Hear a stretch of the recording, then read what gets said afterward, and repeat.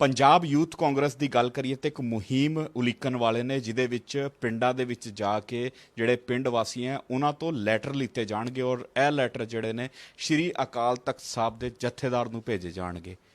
ਕਿਹੜੇ ਮੁੱਦੇ ਨੂੰ ਲੈ ਕੇ ਲੈਟਰ ਇਕੱਠੇ ਕਰੇ ਜਾਣਗੇ, ਕਿਉਂ ਦਿੱਤੇ ਜਾਣਗੇ, ਇਸ ਨੂੰ ਲੈ ਕੇ ਵਰਿੰਦਰ ਢਿੱਲੋਂ ਸਾਡੇ ਨਾਲ ਨੇ ਗੱਲਬਾਤ ਕਰ ਲੈਂਦੇ ਹਾਂ। ਵਰਿੰਦਰ, ਇੱਕ ਨਵੀਂ ਮੁਹਿੰਮ ਤੁਸੀਂ ਉਲੀਕਣ ਜਾ ਰਹੇ ਹੋ, ਕੀ ਮੁੱਦਾ ਹੈ, ਕਿਉਂ ਇਹ ਲੈਟਰ ਤੁਸੀਂ ਇਕੱਠੇ ਕਰ ਰਹੇ ਹੋ, ਕਦੋਂ ਤੱਕ ਇਕੱਠੇ ਕਰਨੇ ਹੈ ਔਰ ਜਥੇਦਾਰ ਸਾਹਿਬ ਨੂੰ ਕਿਉਂ ਦਿਓਗੇ? ਸਭ ਤੋਂ ਪਹਿਲਾਂ ਤਾਂ ਅਸੀਂ ਜਥੇਦਾਰ ਸਾਹਿਬ ਨੂੰ ਅਪੀਲ ਕਰਦੇ ਹਾਂ ਵੀ ਤੁਸੀਂ ਸੁਖਬੀਰ ਬਾਦਲ ਨੂੰ ਉੱਥੇ ਤਲਬ ਕਰੋ। ਉਹਨਾਂ ਦੇ ਦੇਖ ਰੇਖ ਵਿੱਚ ਹੋਮ ਮਿਨਿਸਟਰ ਦੇ ਹੋਣ ਦੇ ਨਾਤੇ ਸਲਾਬਤਪੁਰ ਵਾਲਾ ਕੇਸ, ਜਿੱਥੇ ਜਥੇਦਾਰ ਸਾਹਿਬ ਨੇ ਸਾਰੇ ਸਿੱਖ ਕੌਮ ਨੂੰ, ਸਾਰੇ ਗੁਰੂ ਨਾਨਕ ਨਾਮ ਲੇਵਾ ਲੋਕਾਂ ਨੂੰ ਇਹ ਅਪੀਲ ਕੀਤੀ ਸੀ ਵੀ ਤੁਸੀਂ ਇਹਨਾਂ ਨਾਲ ਰੋਟੀ ਬੋਟੀ ਦੀ ਸਾਂਝ ਨਹੀਂ ਰੱਖਣੀ।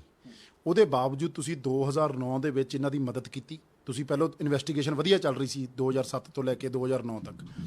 ਫਿਰ 2009 ਦੀਆਂ ਵੋਟਾਂ ਆ ਜਾਂਦੀਆਂ, ਤੁਸੀਂ ਉਸ ਤੋਂ ਬਾਅਦ ਇਹਨਾਂ ਦਾ ਚਲਾਨ ਪੇਸ਼ ਨਹੀਂ ਕਰਦੇ। ਉਸ ਤੋਂ ਬਾਅਦ 2012 ਦੀਆਂ ਵੋਟਾਂ ਆ ਜਾਂਦੀਆਂ, ਤੁਸੀਂ ਇਹਨਾਂ ਦੀ ਕਲੋਜ਼ਰ ਰਿਪੋਰਟ ਫਾਈਲ ਕਰ ਦਿੰਦੇ ਹੋ। ਉਸ ਤੋਂ ਬਾਅਦ 2014 ਦੀ ਵੋਟਾਂ ਆ ਜਾਂਦੀਆਂ, ਤੁਸੀਂ ਇਹਨਾਂ ਦੀ ਕਲੋਜ਼ਰ ਰਿਪੋਰਟ ਐਕਸੈਪਟ ਕਰਾ ਦਿੰਦੇ ਹੋ ਔਰ ਫਿਰ ਤੁਸੀਂ ਇਹਨਾਂ ਨੂੰ ਮਾਫੀ ਦੇ ਦਿੰਦੇ ਹੋ। ਇਹ ਸੀਕੁਐਂਸ ਆਫ ਇਵੈਂਟਸ ਆ ਜਿਹੜੇ ਅਕਾਲੀ ਦਲ ਦੇ ਪ੍ਰਧਾਨ ਸੁਖਬੀਰ ਸਿੰਘ ਬਾਦਲ ਔਰ ਹੋਮ ਮਿਨਿਸਟਰ ਉਸ ਟਾਈਮ ਦੇ, ਜਿਨ੍ਹਾਂ ਦੇ ਅੰਡਰ ਇਹ ਸਾਰਾ ਕੁਝ ਹੋਇਆ, ਕੀ ਉਹਨਾਂ ਦੀ ਜਵਾਬ ਤਲਬੀ ਬਣਦੀ ਆ ਕਿ ਨਹੀਂ ਬਣਦੀ, ਕੀ ਉਹਨਾਂ ਤੋਂ ਸਵਾਲ ਪੁੱਛਣੇ ਵਾਜਬ ਬਣਦੇ ਆ ਕਿ ਨਹੀਂ ਬਣਦੇ। ਲੋਕਾਂ ਦੇ ਅੱਗੇ ਇਹੀ ਮੁਹਿੰਮ ਅਸੀਂ ਲੈ ਕੇ ਜਾਵਾਂਗੇ ਵੀ ਆਹ ਦੇਖੋ, ਆਹ ਸਬੂਤ ਆ, ਆਹ ਗੱਲਾਂ ਵਾ।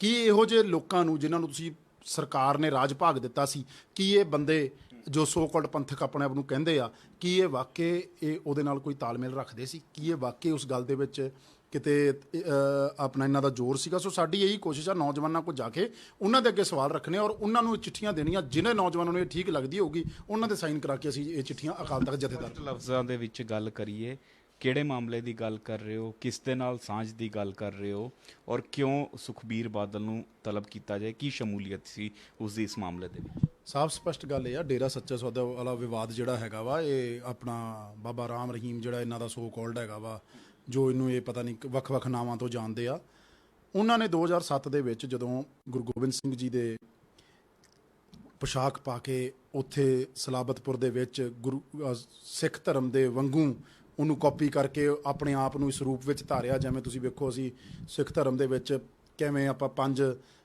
ਕਮਿਊਨਿਟੀਆਂ ਦੇ ਲੋਕਾਂ ਨੂੰ ਬੁਲਾ ਕੇ ਅਸੀਂ ਅੰਮ੍ਰਿਤ ਗੁਰੂ ਗੋਬਿੰਦ ਸਿੰਘ ਜੀ ਨੇ ਛਕਾਇਆ ਸੀਗਾ, ਕਿਸ ਤਰੀਕੇ ਨਾਲ ਇਹਨਾਂ ਨੇ 7 ਨੂੰ ਬੁਲਾਇਆ, ਕਿਵੇਂ ਉੱਥੇ 5 ਕਕਾਰ ਦਿੱਤੇ ਸੀ, ਇਹਨਾਂ ਨੇ ਉਸ ਤਰੀਕੇ ਨਾਲ 7 ਦਿੱਤੇ, ਕਿਵੇਂ ਗੁਰੂ ਗੋਬਿੰਦ ਸਿੰਘ ਜੀ ਨੇ ਜੋ ਆਪਣਾ ਕੀ ਕਹਿੰਦੇ ਸੇਧ ਦਿੱਤੀ ਸੀਗੀ, ਇਹਨਾਂ ਨੇ ਉਸੇ ਨੂੰ ਕਾਪੀ ਕਰਕੇ ਆਪਣੇ ਆਪ ਨੂੰ ਉਸ ਰੂਪ ਦੇ ਵਿੱਚ ਆਪਣਾ ਪੇਸ਼ ਕਰਨ ਦੀ ਕੋਸ਼ਿਸ਼ ਕੀਤੀ। ਸੋ ਸਾਡਾ ਮੁੱਦਾ ਉਹੀ ਹੈਗਾ ਵਾ ਵੀ ਉਦੋਂ ਇਸ ਕੇਸ ਰਜਿਸਟਰ ਹੋਇਆ, ਗਵਰਨਰ ਸਾਹਿਬ ਦੀ ਸੈਂਕਸ਼ਨ ਮਿਲੀ, IG ਦੀ ਰਿਪੋਰਟ ਦੇ ਉੱਤੇ FIR ਪਰਚਾ ਦਰਜ ਹੁੰਦਾ, ਉਸ ਤੋਂ ਬਾਅਦ SP ਉਹਦੇ ਵਿੱਚ ਐਫੀਡੇਵਿਟ ਫਾਈਲ ਕਰਦਾ ਕੋਰਟ ਦੇ ਵਿੱਚ ਵੀ ਬਹੁਤ ਪੁਖਤਾ ਸਬੂਤ ਹੈਗੇ ਆ, ਇਹਨਾਂ ਦੇ ਖਿਲਾਫ ਚਲਾਨ ਪੇਸ਼ ਹੋਣਾ ਚਾਹੀਦਾ। 2007-8 ਦੀਆਂ ਗੱਲਾਂ ਇਹ, ਔਰ ਸਾਰਾ ਕੁਝ ਇਨਵੈਸਟੀਗੇਸ਼ਨ ਠੀਕ ਚੱਲਦੀ ਆ। 2009 ਦੇ ਵਿੱਚ ਇਹ ਸਰਕਾਰ ਇਹਨਾਂ ਦੀ ਇੱਥੇ ਬੀਬੀ ਹਰਸਿਮਰਤ ਕੌਰ ਬਠਿੰਡੇ ਤੋਂ ਸਿਲੈਕਸ਼ਨ ਲੜਦੀ ਆ, 1 ਲੱਖ ਵੋਟ ਤੇ ਜਿੱਤਦੀ ਆ। ਉਸ ਤੋਂ ਬਾਅਦ ਇਹ ਬਾਬੇ ਦੇ ਉੱਤੇ ਸਪੀਡ ਹੀ ਘਟਾ ਦਿੰਦੇ ਆਪਣੀ, ਇਹ ਚਲਾਨ ਨਹੀਂ ਪੇਸ਼ ਕਰਦੇ ਪਹਿਲਾਂ 3.5 ਸਾਲ। ਚਲੋ ਇਨਵੈਸਟੀਗੇਸ਼ਨ ਨੂੰ ਟਾਈਮ ਲੱਗ ਸਕਦਾ, ਲੇਕਿਨ ਉਸ ਤੋਂ ਬਾਅਦ ਇਹ ਕਲੋਜ਼ਰ ਰਿਪੋਰਟ ਫਾਈਲ ਕਰ ਦਿੰਦੇ ਆ। SP ਨੂੰ ਨਕਾਰ ਕੇ ਇਹ ਇੱਕ SHO ਦੇ ਆਪਣਾ ਤੱਥਾਂ ਦੇ ਆਧਾਰ ਦੇ ਉੱਤੇ ਇਹ ਕਲੋਜ਼ਰ ਰਿਪੋਰਟ ਫਾਈਲ ਕਰ ਦਿੰਦੇ। SHO ਨੂੰ ਕਹਿੰਦੇ ਵੀ ਹਾਂ ਤੂੰ ਕਲੋਜ਼ਰ ਰਿਪੋਰਟ ਫਾਈਲ ਕਰ ਦੇ। 3.5 ਸਾਲ ਦਾ ਪਹਿਲਾਂ ਗੈਪ ਪਾਉਂਦੇ, ਜਦਕਿ ਕੋਰਟ ਦੇ ਵਿੱਚ SP ਕਹਿ ਰਿਹਾ ਵਾ ਵੀ ਅਸੀਂ ਸਾਡਾ ਚਲਾਨ ਤਿਆਰ ਬੈਠਾ ਵਾ। ਇੰਨਾ ਲੰਮਾ ਸਮਾਂ ਪਾਉਣ ਤੋਂ ਬਾਅਦ ਤੁਸੀਂ ਕਲੋਜ਼ਰ ਰਿਪੋਰਟ ਫਾਈਲ ਕਰਦੇ ਹੋ ਔਰ ਉਹ ਵੀ SHO ਕਹਿ ਰਿਹਾ ਵੀ ਮੈਂ ਤੱਥਾਂ ਦੇ ਆਧਾਰ ਦੇ ਉੱਤੇ ਗੱਲ ਕਰਦੇ ਹਾਂ। ਉਸ ਤੋਂ ਬਾਅਦ ਆਪਣਾ ਕਲੋਜ਼ਰ ਰਿਪੋਰਟ ਫਾਈਲ ਹੁੰਦੀ ਆ, ਫਿਰ 2 ਵਾਰ ਕੈਂਸਲੇਸ਼ਨ ਉਹਦੀ ਰਿਜੈਕਟ ਹੁੰਦੀ ਆ, ਉਹ ਹਾਈ ਕੋਰਟ ਜਾਂਦੇ ਆ, ਫਿਰ ਥੱਲੇ ਕੋਰਟ ਵਿੱਚ ਜਾ ਕੇ ਤੁਸੀਂ ਜਿਹੜੇ ਜੱਜ ਨੂੰ ਜਿਹੜਾ ਕਲੋਜ਼ਰ ਰਿਪੋਰਟ ਐਕਸੈਪਟ ਕਰਦਾ, ਤੁਸੀਂ ਉਹਦੀ ਘਰਵਾਲੀ ਨੂੰ ਰਾਈਟ ਟੂ ਇਨਫੋਰਮੇਸ਼ਨ ਕਮਿਸ਼ਨਰ ਲਾ ਦਿੰਦੇ। ਰਾਈਟ ਟੂ ਕਿਹੜਾ ਵਾਲਾ ਰਾਈਟ ਟੂ ਉਹਦੇ ਅੰਦਰ ਉਹ ਲਾ ਦਿੰਦੇ ਆ, ਜੋ ਕੋਈ ਮਤਲਬ ਉਹਨਾਂ ਨੂੰ ਸੰਵਿਧਾਨਕ ਅਹੁਦਾ ਦੇ ਦਿੰਦੇ ਆ ਵਧੀਆ ਤਰੀਕੇ ਨਾਲ। ਔਰ ਫਿਰ ਮੇਰਾ ਸਿਰਫ ਇਹ ਕਹਿਣ ਦਾ ਮਤਲਬ ਆ, ਇਹ ਸਾਰੇ ਫੈਕਟਸ ਜਿਹੜੇ ਆ ਇਹ ਪਬਲਿਕ ਡੋਮੇਨ ਦੇ ਵਿੱਚ ਆਉਣੇ ਚਾਹੀਦੇ ਆ ਔਰ ਇਹ ਚੀਜ਼ਾਂ ਦੇ ਉੱਤੇ ਇਹਨਾਂ ਦੀ ਕ੍ਰੋਨੋਲੋਜੀ ਸਾਹਮਣੇ ਆਉਂਦੀ ਆ। ਔਰ ਕਿਸ ਤਰੀਕੇ ਨਾਲ ਤੁਸੀਂ ਵੇਖੋ, ਕਿਸ ਤਰੀਕੇ ਦੇ ਨਾਲ ਇਹਨਾਂ ਨੇ ਬੇਅਦਬੀਆਂ ਦੇ ਵਿੱਚ ਇਹਨਾਂ ਦੀ ਸ਼ਮੂਲੀਅਤ ਬਣਦੀ ਆ। ਇਹਨਾਂ ਨੇ ਹੌਸਲੇ ਵਧਾਏ, ਇਹਨਾਂ ਨੇ ਮਾਫੀਆਂ ਦਵਾਈਆਂ ਔਰ ਉਹਦਾ ਨਤੀਜਾ ਇਹ ਹੋਇਆ, ਉਹਨਾਂ ਦੇ ਹੌਸਲੇ ਇੰਨੇ ਬੁਲੰਦ ਹੋਏ ਵੀ ਪੰਜਾਬ 'ਚ ਸਾਨੂੰ ਕੋਈ ਹੱਥ ਨਹੀਂ ਲਾ ਸਕਦਾ। ਉਹਨਾਂ ਨੇ ਪੰਜਾਬ ਦੇ ਵਿੱਚ ਧੱਜੀਆਂ ਉਡਾ ਦਿੱਤੀਆਂ ਔਰ ਇਸੇ ਕਰਕੇ ਸੁਖਬੀਰ ਸਿੰਘ ਬਾਦਲ ਇਹ ਸਾਰੇ ਜ਼ਿੰਮੇਵਾਰ ਆ ਇਸ ਚੀਜ਼ ਦੇ ਔਰ ਇਹਨਾਂ ਦੇ ਉੱਤੇ ਕਾਰਵਾਈਆਂ ਹੋਣੀਆਂ ਬਣਦੀਆਂ ਵਾ। ਵਰਿੰਦਰ, ਇਸੀ ਮਸਲੇ ਨੂੰ ਲੈ ਕੇ ਪਿਛਲੇ ਦਿਨਾਂ ਦੇ ਵਿੱਚ ਇੱਕ ਵਿਵਾਦ ਵੀ ਹੁੰਦਾ ਹੋਇਆ ਨਜ਼ਰ ਆਇਆ ਸੀ। ਅਕਾਲੀ ਦਲ ਇਹ ਕਹਿੰਦਾ ਹੋਇਆ ਨਜ਼ਰ ਆਇਆ ਕਿ ਚੋਣਾਂ ਦੇ ਵੇਲੇ ਕੁਝ ਤਾਕਤਾਂ ਨੇ, ਕੁਝ ਪਾਰਟੀਆਂ ਨੇ ਜਿਹੜੀਆਂ ਇਸੀ ਮਸਲੇ ਨੂੰ ਚੱਕਦੀਆਂ ਨੇ, ਇਹੋ ਜਿਹੇ ਮਸਲਿਆਂ ਨੂੰ ਚੱਕਦੇ ਨੇ ਤੇ ਉਹਨਾਂ ਨੂੰ ਬਦਨਾਮ ਕਰਨ ਦੀ ਕੋਸ਼ਿਸ਼ ਕਰਦੇ ਨੇ। ਇੱਕ ਲੇਡੀ ਦੇ ਖਿਲਾਫ ਉਹਨਾਂ ਨੇ ਸ਼ਿਕਾਇਤ ਵੀ ਦਿੱਤੀ, ਵੀਰਪਾਲ ਕੌਰ ਦੇ ਖਿਲਾਫ, ਔਰ 295 ਦੇ ਤਹਿਤ ਉਹਨਾਂ ਨੇ ਕਾਰਵਾਈ ਦੀ ਮੰਗ ਵੀ ਕੀਤੀ। ਨਾਲ ਨਾਲ ਜਿਹੜਾ ਛੜਯੰਤਰ ਹੈ, ਉਹ ਕਹਿੰਦੇ ਕਿ ਸਾਡੇ ਖਿਲਾਫ ਛੜਯੰਤਰ ਰਚਿਆ ਜਾਂਦਾ ਹੈ, ਉਸ ਦੀ ਵੀ ਤਫਤੀਸ਼ ਹੋਏ। ਯਾਨੀ ਸਿੱਧੇ ਤੌਰ ਤੇ ਇਸੀ ਮਾਮਲੇ ਦਾ ਜ਼ਿਕਰ ਕਰ ਰਹੇ ਹਾਂ ਜਿਸ ਦੀ ਅੱਜ ਤੁਸੀਂ ਗੱਲ ਕਰ ਰਹੇ ਹੋ। ਬਿਲਕੁਲ, ਸਾਡੇ ਤੇ ਕਰੰਟ ਇਨਫੋਰਮੇਸ਼ਨ ਆ, ਅਸੀਂ ਦੇਵਾਂਗੇ ਜਵਾਬ। ਜਾਖੜ ਸਾਹਿਬ ਤੇ ਕਰੰਟ ਇਨਫੋਰਮੇਸ਼ਨ ਦੇਣਗੇ ਜਵਾਬ। ਮਸਲਾ ਸਿੱਧੀ ਗੱਲ ਇਹ ਆ ਵੀ ਇਹ ਉਹ ਵੀਰਪਾਲ ਨੇ ਜੋ ਕਿਹਾ ਉਹਦੇ ਚੋਂ ਇੰਨੀ ਕੁ ਜੀ ਗੱਲ ਚੋਂ ਇਹ ਨਿਕਲਣਾ ਚਾਹੁੰਦੇ ਆ, ਉਹਨੂੰ ਡਰਾ ਲੈਣਗੇ। ਠੀਕ ਆ, ਉਹਨੂੰ ਦਬਕੇ ਨਾਲ ਡਰਾ ਲੈਣਗੇ। ਮਸਲਾ ਇੱਥੇ ਨਹੀਂ ਨਿਬੜਦਾ। ਮਸਲਾ ਇਹ ਆ ਵੀ ਅਸੀਂ ਫੈਕਚੁਅਲ ਗੱਲ ਕਰ ਰਹੇ ਹਾਂ, ਅਸੀਂ ਕੋਈ ਆਪਣਾ ਐ ਨਹੀਂ ਗੱਲ ਕਰ ਰਹੇ ਹਵਾ ਦੇ ਵਿੱਚ। ਹਰ ਚੀਜ਼ ਦੀ ਸੀਕੁਐਂਸ ਆਫ ਇਵੈਂਟਸ ਵੇਖੋ। ਪਹਿਲੋਂ ਪੁਲਿਸ, ਇਹਨਾਂ ਦਾ ਹੋਮ ਮਿਨਿਸਟਰ ਹੈ, ਪੁਲਿਸ ਇਹ ਫਾਈਲ ਕਰਦੀ ਐਫੀਡੇਵਿਟ ਵੀ ਸਾਡਾ ਚਲਾਨ ਤਿਆਰ ਬੈਠਾ, 3.5 ਸਾਲ ਫਿਰ ਚਲਾਨ ਤਿਆਰ ਬੈਠਾ, ਤੇ ਫਿਰ ਚਲਾਨ ਕਿੱਥੇ ਗਿਆ?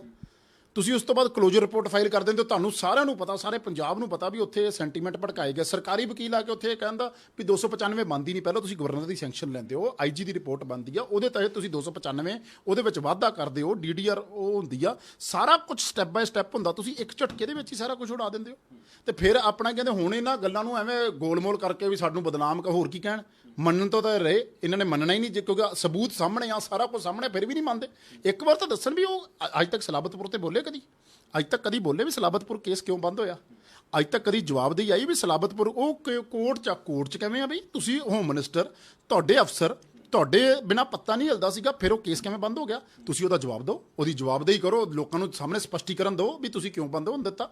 ਅੱਜ ਤੱਕ ਜਵਾਬ ਨਹੀਂ ਦਿੱਤਾ। ਐਵੇਂ ਆਪਣੇ ਹੋਰ ਸੱਜੇ ਖੱਬੋਂ ਭੇਜ ਕੇ ਗੱਲਾਂ ਬਾਤਾਂ ਕਰਨ ਨਾਲ ਕੋਈ ਫਾਇਦਾ ਨਹੀਂ ਹੁੰਦਾ। ਇਸ ਗੱਲ ਦੇ ਉੱਤੇ ਕਲੀਅਰ ਕਰਨ ਵੀ ਸਲਾਬਤਪੁਰ ਕੇਸ ਬੰਦ ਕਿਉਂ ਹੋਇਆ, ਉਹਦੇ ਤੇ ਕੌਣ ਜ਼ਿੰਮੇਵਾਰ ਆ।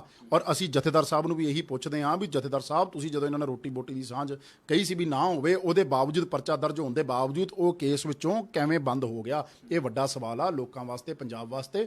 ਔਰ ਇਹਨੂੰ ਵੋਟਾਂ ਨਾਲ ਨਾ ਜੋੜਿਆ ਜਾਵੇ। ਇਹ ਮੇਰਾ ਇਕੱਲੇ ਦਾ ਸਵਾਲ ਨਹੀਂ ਆ, ਇਹ ਬਰਿੰਦਰ ਢਿੱਲੋਂ ਦਾ ਸਵਾਲ ਨਹੀਂ ਹੈ, ਤੁਹਾਡਾ ਸਵਾਲ ਨਹੀਂ ਆ, ਇਹ ਤੁਹਾਡੇ ਚੈਨਲ ਦਾ ਸਵਾਲ ਨਹੀਂ ਹੈ, ਪੰਜਾਬ ਦਾ ਸਵਾਲ ਆ। ਔਰ ਇਹ ਸਵਾਲ ਚੱਕੇ ਜਾਣਗੇ। ਇਹਨਾਂ ਨੂੰ ਵੀ ਬਹੁਤ ਸ਼ੌਕ ਆ ਸਵਾਲ ਚੱਕਣ, ਸਰਕਾਰ ਤੇ ਚੱਕਣ, ਅਸੀਂ ਜਵਾਬ ਦੇਵਾਂਗੇ। ਇਹ ਵੀ ਜਵਾਬ ਦੇਣ ਸਰਕਾਰ ਗੱਲ ਦਾ। ਚਾਹੁੰਦੇ ਹੋ ਕਿ ਰੀਓਪਨ ਹੋਏ ਕੇਸ? ਰੀਓਪਨ ਕੇਸ ਹੋਵੇ, ਔਰ ਜਿਨ੍ਹਾਂ ਦੀ ਕਤਾਈਆਂ ਕਰਕੇ, ਜਿਨ੍ਹਾਂ ਨੇ ਝੂਠੇ ਐਫੀਡੇਵਿਟ ਦਿੱਤੇ, ਉਹਨਾਂ ਤੇ ਕਾਰਵਾਈਆਂ ਹੋਣ।